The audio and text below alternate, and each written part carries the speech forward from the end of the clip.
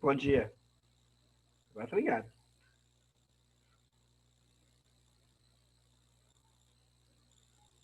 Bom dia, Clécio. Tudo bom? Tudo bom, meninos?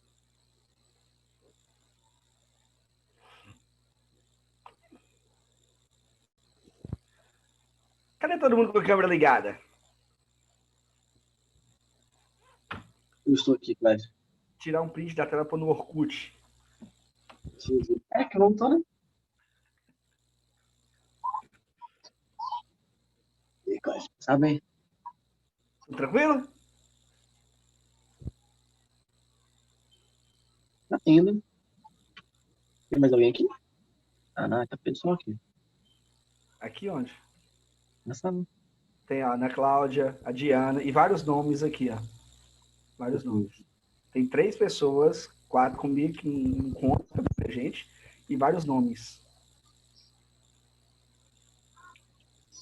Danilo me perguntou bem assim, professor, você conhece todos os rostos do seu aluno? Eu falei, que rosto? Meus alunos não têm rosto. Meus alunos são só nomes. Eu não tenho alunos com rosto. Como assim?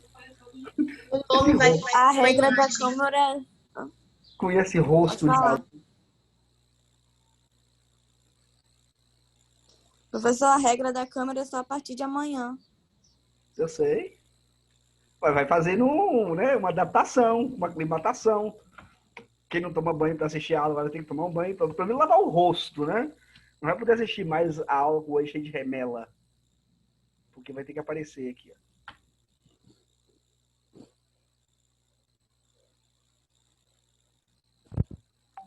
Mas fica um ambiente virtual mais bonitinho quando a galera aparece aqui, ó. Fica parecendo que eu estou dando aula para pessoas de fato. Isso dá uma felicidade pra gente. Isso dá uma alegria interna.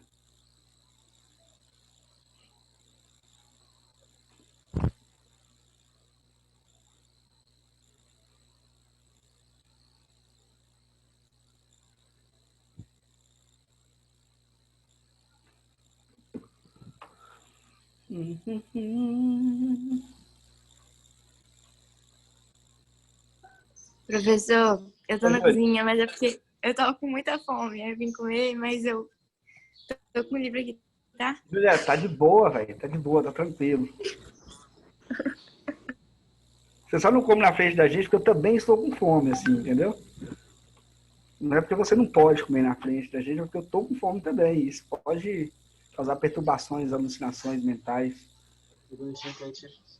Frequentemente, Emanuel faz isso, né? Já comeu hoje um torresminho frito, Manuel? Ainda não. Daqui a pouco sai. começo da quarentena, a Manuel falou que ia começar um projeto fitness. Podemos ver, né? Ah, isso é isso, tá? Aí veio a quarentena e pá! Não, Tá. no começo Foi da na quarentena. quarentena. Ah, entendi. Foi na quarentena que ele prometeu. Ô, meu Mano, o cara amigo. tem uma academia dentro de casa e não usa. Ué, mas... Paga alguém, Manel, pra malhar pra você? Pontal? Paga uma pessoa pra malhar pra você? Tem ninguém pontal, não. Que horas que é agora, galera? Vamos começar a aula, né? Tá de palhaçada. É muito detalhe.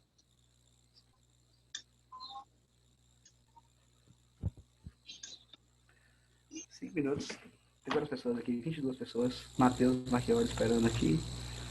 Deixa eu partilhar o materialzinho. Galera, capítulo 2. A estrutura da ONU. Já ouviu falar na ONU, galera? Alguém já ouviu falar na ONU? Olha, acho que já tá. Alguém já falou, nunca se falou tão mal da ONU, quanto estamos falando mal agora da ONU. Falar mal da ONU virou uma coisa chique. Em nossa sociedade temos umas particularidades bem interessantes. A estrutura da ONU. Cadê, meu filho? Deve ser isso aqui. Aqui, ó. Isso. Fiquei.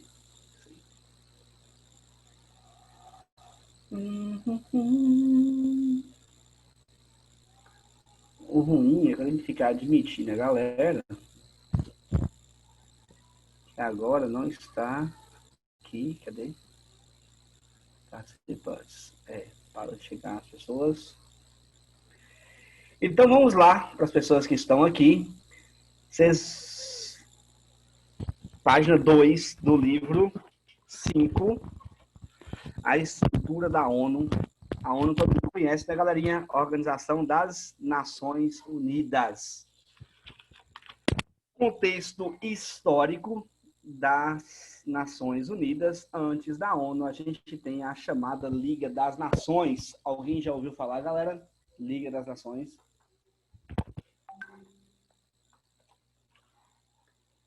Já ouviu falar, Manel? Liga das Nações.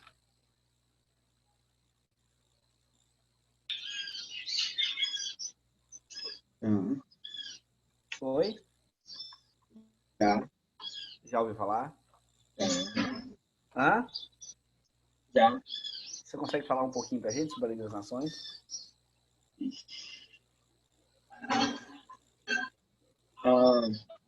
É uma competição internacional de futebol. Não é essa Liga das Nações, não. Não é essa Liga das Nações, não. A gente tá falando da Liga... Então. A gente tá falando das Ligas das Campeonato de Nações. vôlei. Por que eu esperava que alguém fosse falar isso? Ontem eu esperava, hoje eu esqueci de poder ter falado isso. Oi?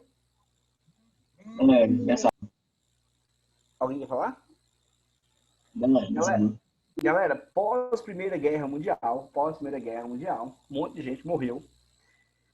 Os países se juntam lá na Conferência da Paz. Esses nomes de conferência é sempre ótimo. Conferência da Paz em Paris, e decidem formar uma Liga das Nações, que seria basicamente uma associação, uma organização internacional que serviria para mediar conflitos e evitar um novo conflito com extensões globais, quanto foi o da Primeira Guerra Mundial.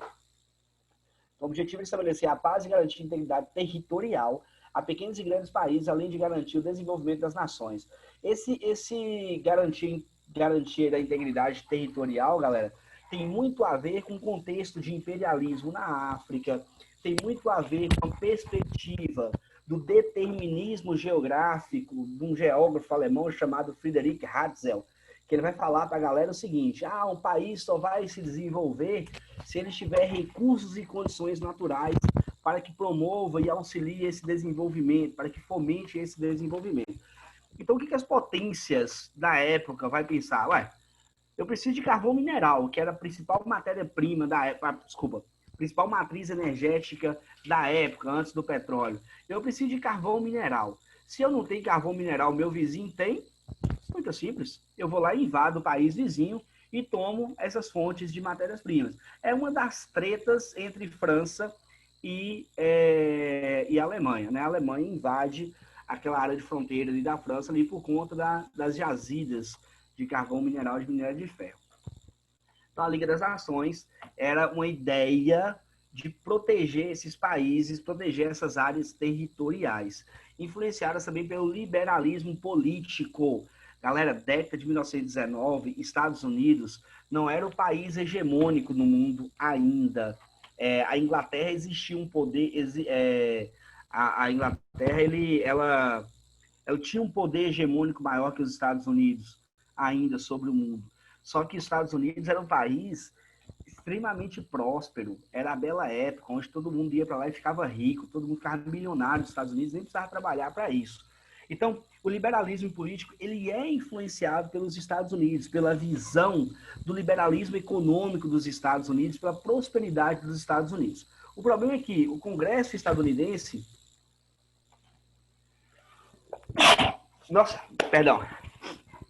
O Congresso estadunidense ele vai vetar a retificação desse tratado e o país vai ficar fora da Liga das Nações. Os Estados Unidos ele não vai participar dessa Liga das Nações, o que já fragiliza politicamente essa liga, né? Principalmente quando a gente entra no contexto aí da década de 30. Mas vamos seguir aí.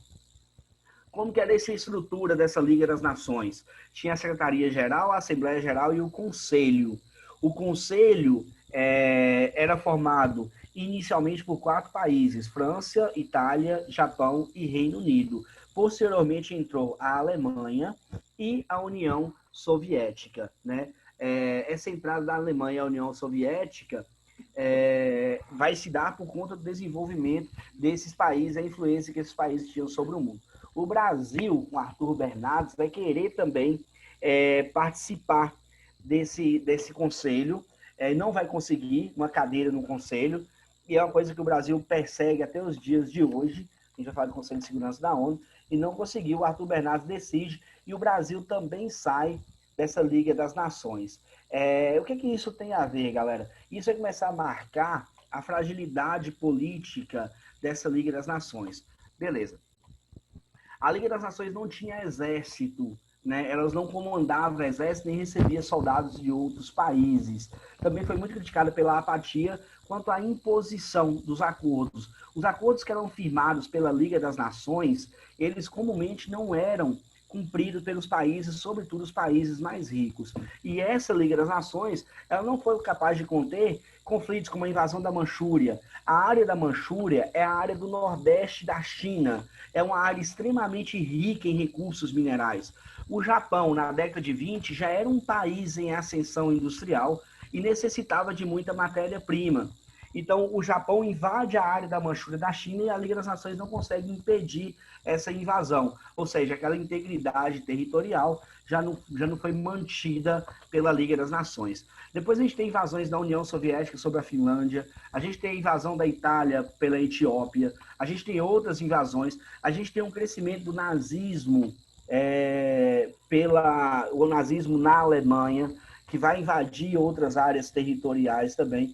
Então, assim, a Liga das Nações, ela se mostra extremamente frágil e incompetente na dissolução de problemas da década de 20 até a eclosão da Segunda Guerra Mundial no ano de 1939. Então, a Segunda Guerra Mundial é um fato marcante para entender-se que a Liga das Nações não cumpriu de maneira nenhuma o seu papel, que era manter a paz mundial e evitar um conflito de grandes proporções, como havia sido da Primeira Guerra Mundial. O da Segunda Guerra Mundial foi tão grande quanto, talvez até pior. Então, em 1946, a Liga das Nações ela vai ser extinta. O detalhe interessante é o seguinte, a ONU ela vem para substituir a Liga das Nações e ela vai nascer antes do fim da Liga das Nações. Vamos seguir aqui, que a gente vai entender. Governança em escala global, o surgimento das Nações Unidas. Aí a gente já está na página... tá. Desculpa, pessoal. Tem uma questão na página 5, ainda falando sobre as Ligas das Nações, que é para a gente refletir aí. Tá assim, ó. Analisa a charge a seguir. Essa charge do cartunista britânico, tal, foi publicada pelo jornal Evening Standard em 11 de novembro de 38, certo? Depois eu pedir para vocês relacionar aqui a rachadura da pedra no contexto europeu, certo? Vocês vão fazer essa atividadezinha aí e a gente vai corrigir na próxima aula, beleza? Mas pensa na data de 1939, 1938, que é a data da publicação da charge, e o que era a Europa em 1938. Pensa nesses contextos, galera, que é muito importante para vocês. Os contextos históricos, o surgimento dessas organizações, é bem interessante de se analisar, porque isso pode ser muito cobrado de vocês lá na frente. Muito bem. Então, governança em escala global, o surgimento das Nações Unidas.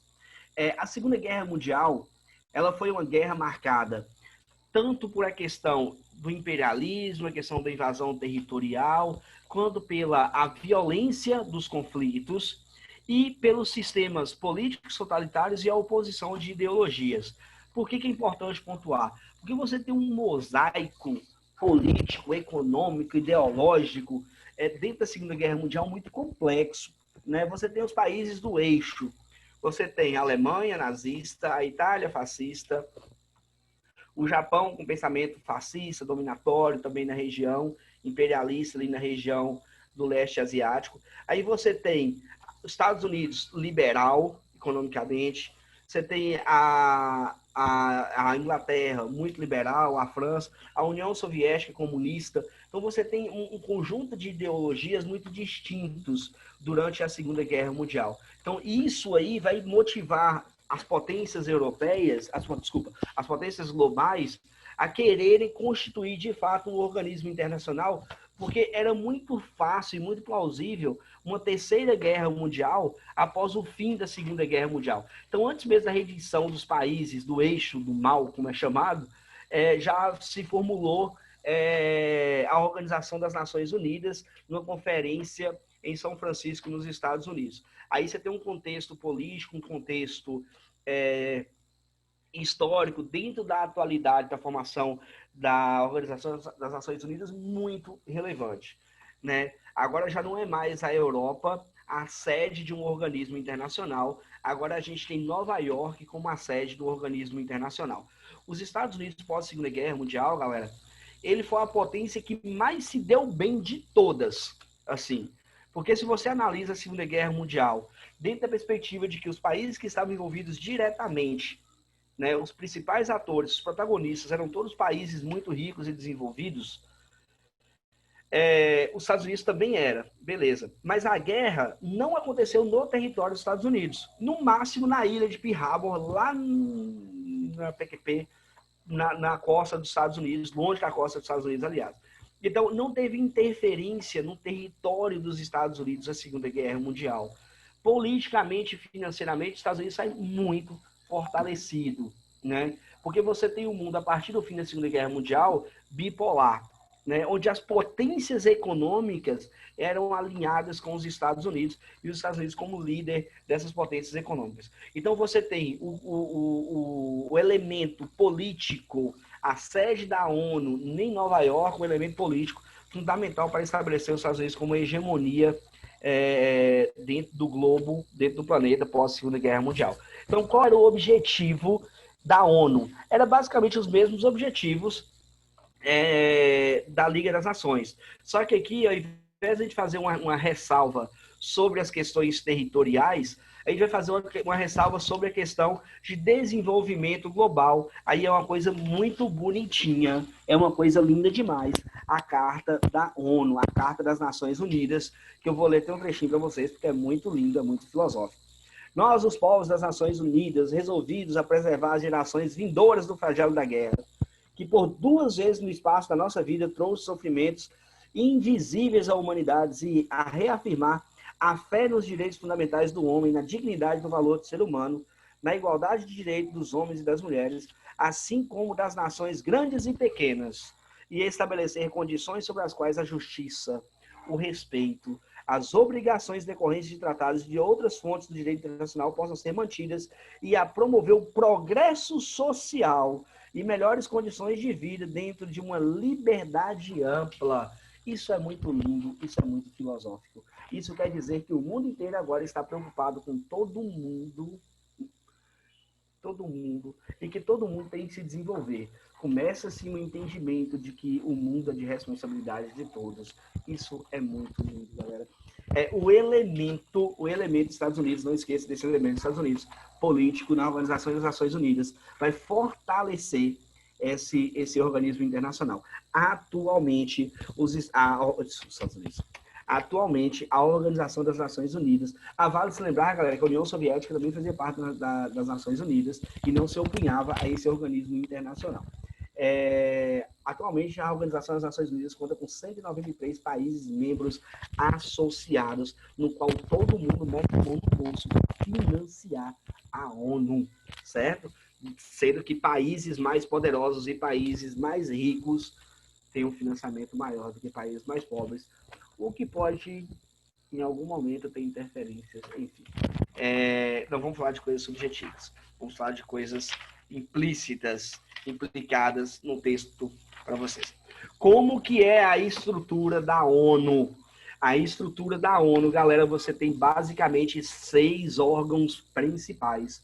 Você tem a Assembleia Geral, que é o órgão de maior representatividade da ONU. É o órgão onde todo mundo fala e todo mundo opina. Você tem... Todo mundo fala. Esqueci de colocar isso aqui. A gente tem o Conselho de Segurança, que é o único órgão da ONU que é deliberativo, certo? Todos os órgãos da ONU, eles são consultivos. O O Conselho de Segurança da ONU, ele é deliberativo. O que fala ali, está falado ali. Ele conta com cinco cadeiras permanentes, e aí tem um contexto histórico legal pra caramba. Essas cadeiras permanentes, elas pertencem a paizinhos bonitinhos, lindinhos, como Estados Unidos, a Rússia, que herdou a cadeira da União Soviética, a França, o Reino Unido e a China. China. Muito bem. Depois a gente tem um Conselho Econômico e Social, que eu vou ter agências especializadas para mediar as relações entre patrões e funcionários, empresas e empregados. Dentro dessas agências especializadas, eu tenho um destaque para a Organização Internacional do Trabalho, que vai definir muitos parâmetros, por exemplo, para a gente sobre o que é um trabalho escravo, o que é um trabalho análogo à escravidão e o que é um trabalho regular ou exploração também. Eu vou ter aí a Organização Mundial da Saúde dentro do Conselho Econômico e Social. A Organização Mundial da Saúde, vocês nunca ouviram falar desse órgão tanto na vida de vocês, quanto vocês ouvem falar agora por causa da pandemia do coronavírus. Eu estou travando, não sei porquê. Outros dois órgãos, galera, de extrema relevância e que aparentemente são parecidos, mas são distintos, é o Banco Mundial, o BIRD, CFI, MGIA e ICSID, o Banco Mundial e o Fundo Monetário Internacional. O Banco Mundial, galera, ele basicamente financia reconstrução de países ou projetos de desenvolvimento em países, sobretudo menos desenvolvidos. Esse banco foi criado para criar financiamento para a reconstrução dos países pós-Segunda Guerra Mundial. Atualmente, ele cria projetos de desenvolvimento econômico para países subdesenvolvidos. O FMI, não sei se vocês já ouviram falar, mas lá na década de 90, o FMI era o grande vilão do Brasil. O FMI é o Fundo Monetário Internacional, é aquele pessoal que empresta dinheiro, é o agiota que empresta dinheiro para você, mas você tem que seguir as condições do FMI. Normalmente, países com dificuldades financeiras, o FMI cria planos de austeridade, ou seja, planos econômicos para você seguir, e se você seguir esses planos, ele empresta dinheirinho para você. Depois a gente vai ter o secretariado, que vai ter diversos departamentos e escritórios, além de comissões subordinadas aos secretariados, a Corte de Justiça, já ouviu falar no famoso Tribunal de Haia, e o Conselho de Tutela. Esse Conselho de Tutela, galera, é o último órgão, é a última instância aqui de órgãos criados. Ele vai criar tutela sobre países em conflitos, né? Países que estão em conflitos territoriais. O Conselho de Tutela pode assumir a gestão desse órgão de maneira momentânea, até que se faça uma transição para a democracia dessas regiões. A democracia é a palavra bonitinha que a ONU usa para criar as liberdades políticas nos países, já que ainda há, em muitos países, elementos ditatoriais do governo. Muito bem. Para vocês entenderem, talvez, bonitinho sobre isso aqui... Ah, não, fala depois lá. Na página 9, vocês têm um resuminho, de cada órgão desses aí, que foi mais ou menos o que eu falei para vocês. Eu acho que não precisa eu ler ou explicar mais para vocês, eu já dei um resumido, está muito simples aí. Depois eu tenho programas e fundos e agências da ONU, que são autônomas, têm autonomia financeira, têm acordos próprios e que certamente vocês já ouviram falar também. Essas agências, galera, são agências, não são agências paralelas, elas são subordinadas ao Conselho Geral da ONU, mas elas têm autonomia para atuar e para fazer acordos com países e têm autonomia financeira, ou seja, elas têm liberdades orçamentárias e têm dinheiro próprio, muitas vezes fruto de doações, como a Unicef, que recebe o seu dinheirinho do Criança e Esperança quando você doa. Muito bem. Aí a gente tem várias ações desenvolvidas, não sei se tem alguma mais relevante do que a outra. Interessante também é que a ONU vai criar, após a sua instauração, após a sua instituição, agendas de desenvolvimento, que são os objetivos do milênio, esses objetivos são pautados principalmente no desenvolvimento econômico e social dos países. Então, se você imaginar que existe uma instituição internacional que preza, né, pelo desenvolvimento econômico e social de todos os países, você vai ter que ter programas direcionados a alguns países para tentar promover o desenvolvimento da educação, por exemplo, da cultura. Você vai ter que preservar a questão da exploração do trabalho infantil. Então, esses organismos que são criados na tentativa de alcançar os objetivos de desenvolvimento social, econômico-social comum a todos. Aí a gente vai ter os objetivos do milênio, provavelmente vai fazer um trabalhozinho sobre a nossa agenda dos 17 objetivos de desenvolvimento sustentável. Beleza? O problema desses desenvolvimentos, galera, é que muitas vezes eles se esbarram em questões ideológicas. É o caso, por exemplo, eu tenho certeza mais que absoluta, eu não sei se certeza absoluta já é um pleonasmo, mas deveria ser, porque se eu tenho certeza é absoluta. Eu tenho certeza que o cara que escreveu o capítulo desse livro não imaginou que hoje estaríamos vivendo uma crise de confiança sobre a Organização Mundial da Saúde, baseado em questões ideológicas, né? Tanto favorável, tanto quem pensa de maneira favorável, tanto quem pensa de maneira contrária a essa organização. Mas, muito bem. Depois a gente tem os capacetes azuis e as operações de paz na ONU, o que já é uma diferenciação da ONU para a Liga das Nações, que a Liga das Nações não tinha intervenção militar, não tinha militares subordinados a essa organização. No caso da ONU, tem a galera que é cedida, são militares cedidos de outros países para a ONU, que usa os capacetinhos e as boinas azuis. Para vocês entenderem muito bem essa galera, esses capacetes azuis da ONU, eu aconselho muito, muito, muito vocês assistirem um filme documentário, não sei se é um filme ou se é um documentário, sobre um cara chamado Sérgio, que está na Netflix. Até coloquei aqui, ó. Que está na Netflix. Sérgio era um brasileiro que chegou a ser cotado para ser secretário da ONU. Esse cara atuou em diversas intervenções feitas pela ONU, e inclusive tutelando um Estado. Vocês assistam lá, que é muito legal. Vocês vão entender o papel militar da ONU em algumas áreas de conflito. O Brasil já cooperou em várias ações, Angola, Moçambique, Haiti e entre outras áreas, né? O Haiti, eu não sei se vocês sabem, o Haiti já era um país pobre. Depois do terremoto de 2010, pense numa coisa ruim ficar pior. Pense numa tragédia. Foi o terremoto de 2010 no Haiti. O lugar já era pobre. Teve um terremoto, desgraçou com a vida de meio mundo, e isso fez com que a violência, conflitos civis, conflitos étnicos naquela região se expandisse muito. Então a ONU interveio ali, colocando ações militares, e o Brasil enviou muitos soldados para essa região, né? O Brasil tem um papel muito interessante na tentativa de redemocratizar e manter a ordem social no Haiti, que já era um país pobre, com o terremoto piorou muito a condição socioeconômica daquele lugar. Muito bem. Por fim, galera, olhar sobre o papel da ONU no mundo, avanços e desafios. Aí que a gente vê as críticas e os problemas relacionados à ONU. E por isso que eu fiz uma relação para vocês sobre a ONU e o financiamento, certo?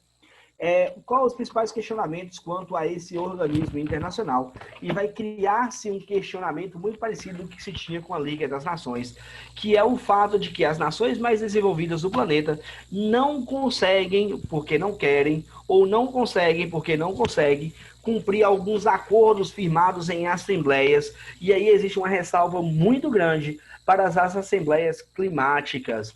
Eu tenho uma assembleia de sucesso incontestável da ONU, que foi o Protocolo de Montreal, assinado para reduzir a emissão de gases CFCs.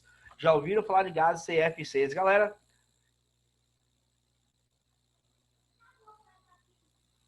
Já. Já. O que é um CFC, Murilo? Eu esqueci, mas é tipo aerosol, esse negócio. Perfeito, meu brother. Que faz o quê? Qual o mal que esse CFC faz? Uai, Ele liga a camada de ozônio, né? É, Ele rompe camada a de camada de ozônio. ozônio. Muito bem, vocês são fera, não precisa de mim nesse lugar aqui. O CFC desagride a camada de ozônio e o Protocolo de Montreal foi um acordo assinado, mediado pela ONU, para redução drástica do uso desses gases, né? CFC é clorofluorcarboneto. E foi um sucesso. Só que esse sucesso foi dado muito mais a uma questão de viabilidade econômica do que pelo intermédio da Organização das Nações Unidas em si. Porque depois disso, a gente tem várias conferências climáticas, como a Eco Rio 92, o Protocolo de Kyoto de 97, a COP21, a Conferência das Partes de Paris, em 2015, que as grandes nações, os grandes países, as grandes potências econômicas, que são os países que mais poluem, não conseguem cumprir os acordos firmados e a ONU não consegue intervir nisso aí. Depois a gente tem políticas extremistas, totalitárias, gerando focos de xenofobia, o que é um problema. Você tem medidas totalitárias em alguns países, isolando nações subdesenvolvidas de nações desenvolvidas, e a ONU não consegue mediar isso e amenizar esses problemas. Eu estou falando, galera, de pessoas que, foi até o Murilo que citou da última vez, abandonadas ao mar, no mar Mediterrâneo, por exemplo, nas ilhas gregas ou na Itália, isso por conta de políticas extremistas. E eu ainda não coloquei aqui alguns conflitos em que as agências da ONU, o Conselho de Segurança, que é deliberativo, não autorizou, e o bonitinho dos Estados Unidos foi lá e massacrou a galera e não houve nenhum tipo de punição ao bonitinho dos Estados Unidos. Eu estou falando da guerra ao terror, eu estou falando da invasão do Iraque. A invasão do Iraque, galera, só para contextualizar, para vocês não acharem que eu sou doido, a invasão do Iraque aconteceu após os atentados de 11 de setembro. Hoje é que dia? Hoje é 8 de setembro. Depois de amanhã, não, dia 11 de setembro, vão fazer 19 anos que 2 aviões chocaram o mundo, batendo nas 2 torres gêmeas, e mais outro caiu no Pentágono. O que acontece? Após isso, os Estados Unidos invadem o Afeganistão. Cara, vocês não tinham nascido nessa época, eu tô velho pra cacete. Eu vi esses aviões batendo ao vivo. Enfim, o avião batendo ao vivo, sim. Enfim, os Estados Unidos invadem o Afeganistão atrás de Osama Bin Laden. Saddam Hussein estava por ali perto. Vamos matar Saddam Hussein também, porque é nosso inimigo. A alegação dos Estados Unidos era a arma de destruição em massa que o Saddam Hussein as detinham ou tinham armazenadas. Agências especializadas da ONU fizeram diversas vistorias do Iraque e nunca encontraram essas armas. O fato é que o Saddam Hussein é um sujeito do demônio, mas não havia arma de destruição em massa, que era a justificativa para a invasão estadunidense ao Iraque. Então você começa a perceber as influências políticas dos Estados Unidos sobre a Organização das Nações Unidas. E a outra questão, não menos importante, é a exploração econômica e as desigualdades sociais. Eu posso colocar um I/desigualdades sociais, porque além de eu ter o problema dissociado, a exploração econômica em alguns casos e desigualdades sociais em outros, eu tenho esse problema diretamente associado, onde que o problema da desigualdade ele é mantido pela exploração econômica, certo? O que, analisando as agendas da ONU, a agenda de desenvolvimento econômico e social, eles também não conseguem cumprir. Só que a ONU é um órgão politicamente muito mais forte e muito mais robusto do que era a Liga das Nações. Beleza, galera? Alguém quer fazer alguma pergunta?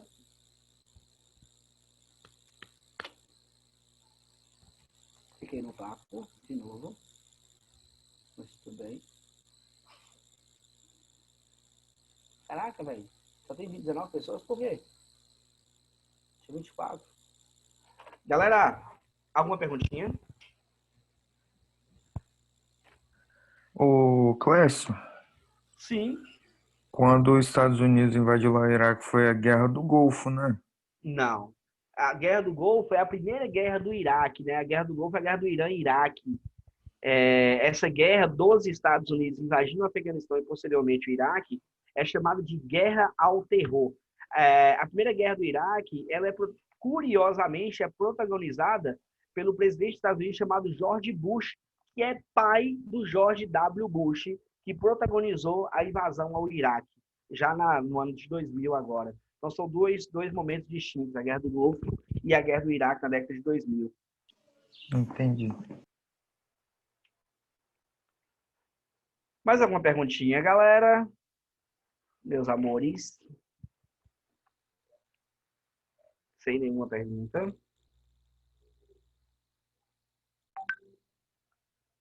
Beijos, até a próxima aula. Fiquem com Deus. Vocês vão ler esse material depois, vão fazer as perguntinhas. Tá bom? Beijo.